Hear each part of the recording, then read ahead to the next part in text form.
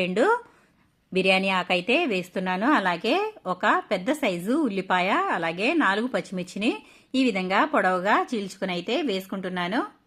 ఇప్పుడు ఇదంతా కూడా చక్కగా వేయించుకోవాలి. మనకి ఉల్లిపాయ అనేది పచ్చివాసన పోయే వరకు మంచిగా వేయించుకోవాలండి. ఇలా వేయించుకున్నప్పుడు మంచి కలర్ వస్తే బిర్యానీ అనేది కూడా మంచి ఫ్లేవర్ వస్తుంది. కాబట్టి ఉల్లిపాయలు అయితే బిర్యానీ వండుకునేటప్పుడు ఉల్లిపాయలు వేగడం పైనే బిర్యానీ అనేది ఆధారపడి ఉంటుంది.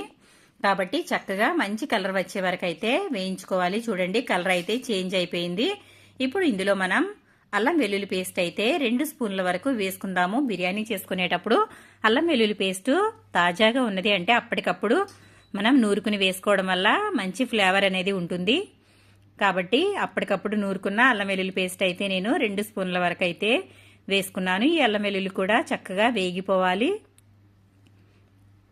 అప్పటి వరకు అయితే ఇది చక్కగా వేయించేసుకుందామండి. ఆ